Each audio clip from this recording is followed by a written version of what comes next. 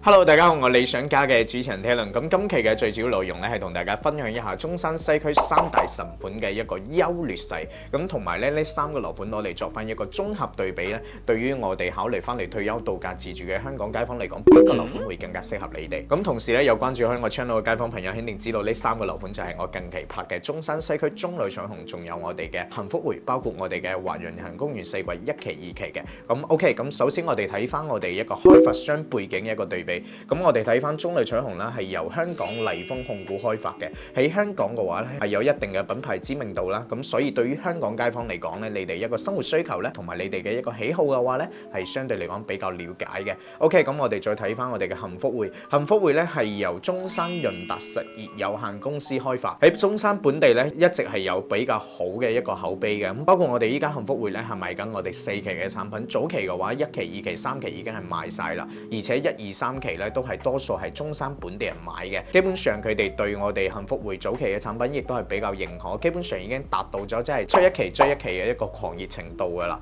所以佢嘅口碑咧真係非常唔錯嘅。咁我哋再睇翻我哋華潤人行公園4季咧，係由我哋嘅央企華潤同埋我哋新加坡人行聯合打造嘅一個樓盤。咁首先啦，你聽到央企華潤嘅話，其實佢嘅一個品質咧已經係非常有保障噶。包括我哋依家去到我哋華潤人行公園4季呢個樓盤嘅話，其實可以見到佢嘅一個外立面啦，包括我哋入邊嘅一個小區園林打造啦，亦都係屬於一個比較中高端嘅一個樓盤嚟嘅。因為佢嘅一個外立面，包括我哋嘅小區園林打造咧，亦都係非常高品質嘅。所以咧，佢嘅一個品質啦係非常有保障嘅。咁睇完我哋開發商背景啦，咁我哋再睇翻我哋嘅交通地理位置。咁其實中旅彩虹又好，幸福匯又好，華潤人行公園4季又好，呢三個樓盤咧都係同屬於我哋中山西區嘅一個彩虹片區嘅一個位置嘅。咁呢個位置咧，其實我哋三個樓盤咧，亦都係相對嚟講係比較集中於我哋嘅彩虹片區中心嘅位置。所以呢三個樓盤近到咩程度咧？佢哋基本上可以步行互通噶啦，大概步行嘅時間都係5到10分鐘左右嘅啫。所以呢三個樓盤係挨得比較近嘅，所以佢哋一個交通配套咧，亦都係相對嚟講非常接近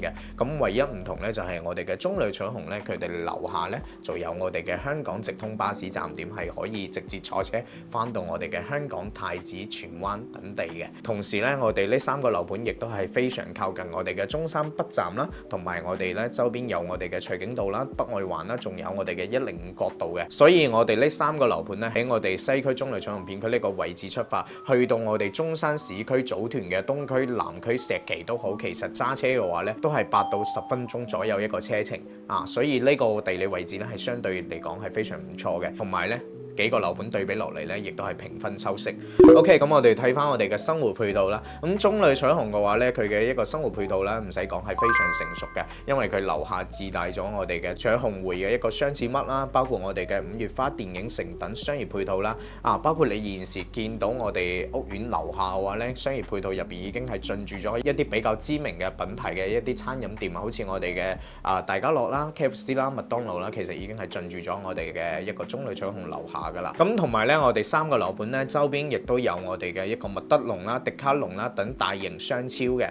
咁同時亦都係比較近我哋嘅中山市中醫院啦。包括我哋最大型嘅一個 shopping mall 都係喺我哋呢個樓盤附近，叫做天悦城嘅。咁呢三個樓盤其實我哋揸車過去嘅一個時間咧，大概都係幾分鐘左右一個車程可以去到啊。所以佢哋嘅生活配套其實大致上都差別唔大。唯一唔同嘅話咧，其實幾個樓盤咧，可能更加集中於去翻我哋中旅彩虹呢邊咧去食嘢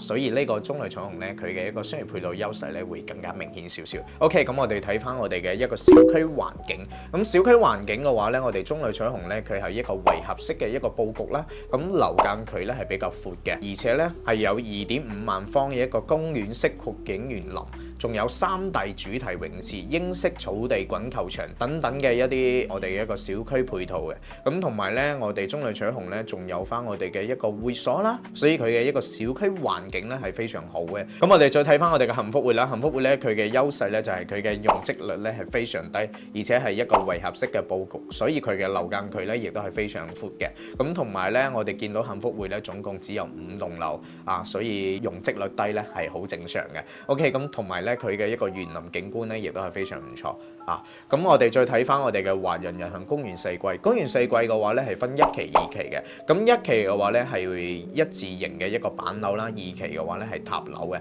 最主要賣咧依家其實都係賣翻二期一啲升級戶型嘅。咁同埋二期嘅話咧，佢作為一個塔樓嚟講咧，佢嘅一個戶型設計 design 上面嘅話咧，佢嘅實用率啦，包括佢嘅一個佈局咧，相對嚟講咧會更加合理好少少嘅。咁同埋咧佢嘅一個綠化咧，一期、二期都好，都係做得非常好嘅。咁講完以上幾個咧，咁我哋再睇翻我哋一個價錢啦。咁其實中旅搶紅嘅價錢咧都有同大家講過啦，就係我哋依家賣緊我哋嘅清盤特價單位嘅，只有我哋嘅108平方咧3房2廳2衛戶型啦，同埋我哋140平方嘅一個4房戶型嘅，咁全部都係帶我哋嘅精裝交付啦，同埋全屋中央空調嘅。均價嘅話咧，大概係喺14000幾到16000左右呢個均價嘅。睇翻樓層啊，而且佢依家剩翻啲高樓層，大概單價都要去到係15000左右呢個均價先買到落嚟啊。呢個就係我哋嘅中旅搶紅價錢。咁幸福會嘅話咧，而家最主要賣咧就係賣緊我哋嘅92平方3房2廳1衛呢個樣板房啦，仲有我哋嘅104平方嘅一個3房單位，同埋115平方嘅一個3房，仲有一個就係119平方嘅3房。咁119平方咧就係睇江景嘅，如果唔睇江景嘅情況底下，其實均價嘅話其實都係喺14000幾左右。咁如果睇江景嘅話咧，均價就要去到係16000幾啦。啊，咁呢個就係我哋依家幸福會再售嘅一個價錢。咁我哋睇翻我哋華人人行公園四季啦。咁呢個樓盤咧，其實我哋最主推咧就係我哋2期嘅一個升級版戶型嘅。咁好似我哋95平方嘅3房2廳2衛戶型啦，仲有我哋105平方嘅一個3+1房嘅一個南北對流雙陽台戶型嘅。咁呢個均價嘅話，其實亦都係喺13000左右一個均價嘅，矮啲樓層12000幾嘅都有啊，而且樓層選擇性咧亦都係比較多嘅。呢個咧就係我哋依家目前華人人行賣緊嘅一個價錢啦。OK， 咁講完呢度啦，咁我哋再睇翻我哋一個3個樓盤嘅一個優缺點啦。咁西區中旅搶紅嘅話咧，佢嘅一個優點咧就係產品層高嘅話咧係3.15米嘅。啊，裝修牆面嘅話咧係有全屋嘅複合板交付啦，同埋背景牆嘅話咧都有配備嘅。咁包括咧佢嘅戶型嘅一個得房率嘅話，其實都比較高，而且主陽台咧基本咧都有贈送，而且可以做小房間嘅。咁小區商業配套啦係比較成熟啦，自帶商業啦。咁分配嘅話咧，因為佢係學區房啦，可以讀到我哋嘅西區中心小學啦，教育資源啦亦都係比較好，而且係現樓喎。啊，隔離咧亦都冇輕軌啦，冇快速路干擾。啊，呢個咧就係我哋中旅搶紅嘅一個優勢。咁缺點嘅話，其實亦都係比較明顯。啊，因為佢嘅樓盤咧相對嚟講比較大，二手房同埋新房咧一個價差咧會比較大啲嘅。咁同埋咧佢依家在售嘅4期咧，佢有北向啦、西向啦呢啲朝向啦。咁相對嚟講咧，朝向咧對比其他2個樓盤咧就差咗少少啦。咁其他方面嘅話都係優勢嚟嘅，冇咩缺點噶啦。咁我哋再睇翻我哋一個幸福會。咁幸福會嘅優點咧就係佢門口咧就係我哋嘅一個西區中心小學啦。香港街坊你哋可能唔考慮小朋友讀書啦，但係如果話本地人嘅話，肯定會考慮呢一點嘅。住喺呢個屋苑嘅業主咧，佢哋嘅小朋友咧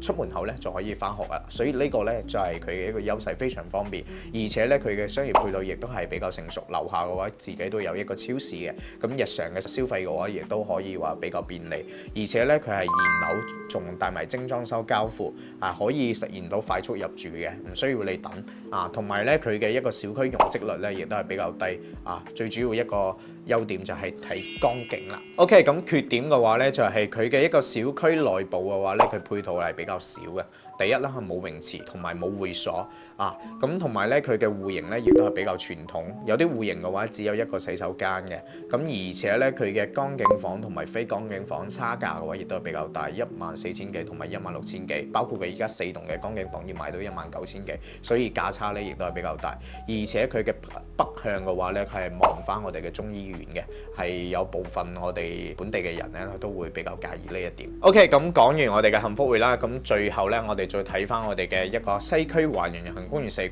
咁優點咧好明顯，華人品牌品質肯定有保障。咁同埋佢小區園林咧係一個新加坡風格嘅，你入到去見到咧同埋其他一個小區園林咧係完全唔同啊，睇起身係高端大氣好多嘅。咁同埋咧佢1期咧已經係交付晒，目前咧就剩翻20零套嘅一啲貨尾，所以一期交付咗之後，佢嘅口碑咧亦都係非常唔錯嘅。而且咧每棟樓樓下嘅話咧有唔同嘅主題架空層，同埋我哋嘅健身房啦、兒童樂園等等嘅一啲飯會所嘅。咁仲有咧佢嘅一個交付標準亦都係比較高嘅，戶型嘅實用率咧亦都係比較高嘅。而且咧佢95平方嘅一個戶型咧有5.3米長嘅一個陽台喎，115平方咧戶型咧係可以做到南北對流4房喎，呢個係非常難得嘅。而且隔周邊嘅教育啦、商業啦、休閒娛樂等配套咧，亦都可以講話好完善。咁缺點嘅話咧，就係佢北面嘅話咧係北外環同埋深茂高鐵，咁部分嘅樓宇嘅話咧，佢係有噪音影響嘅。好似我哋依家2期呢邊咧，佢賣緊嘅呢啲產品嘅話，相對嚟講會比較靠近我哋北外環同埋深茂高鐵。但係我覺得佢嘅一個距離嘅話，其實都有段距離，都唔算話一個好大一個缺點。同埋佢嘅2期交付嘅話咧，佢都係有雙層隔音玻璃嘅。基本上你關埋窗門嘅話，一啲噪音都冇。同埋2期嘅話咧，佢係有部分嘅一啲回遷房啦，所以佢後期一個居住氛圍咧就唔會話咁純粹啦。咁交付時間嘅話咧就會比較遲啦，要去到2026年啦。所以嘅話咧，呢個就係我哋嘅一個公園四季一個缺點大家都可以斟酌一下。咁綜合嚟睇嘅話咧，如果你哋係注重開發商背景同埋我哋嘅一個居住氛圍嘅話，其實中旅彩虹咧係一個好唔錯嘅選擇嚟嘅。同埋如果你注重佢一個高交標、高質量嘅話，中旅彩虹咧係完全可以達到你嘅一個交付質量嘅一個要求嘅。所以咧，中旅彩虹咧係一個好唔錯嘅選擇。如果你哋係追求低容積率咧，同埋睇江景睇我哋嘅江邊公園景觀嘅話咧，其實幸福匯咧可以作為優選因為只有幸福匯呢個樓盤咧，佢係睇江景嘅，其他嘅話咧，其實佢哋一個生活配套各方面咧，其實大致上咧仲冇咩區別最大嘅優勢咧就係幸福匯係可以睇到江景，係其他樓盤實現唔到嘅，同埋佢嘅一個交付質量咧，同埋小區園林咧，其實啱先都講到都係 OK 嘅，都係非常唔錯嘅。咁我哋再睇翻啦，咁如果你係對我哋小區綠化品質同埋考慮性價比高，而且咧戶型更加實用嘅話咧，其實我哋嘅華人夜行公園四季就可以達到呢啲條件啦。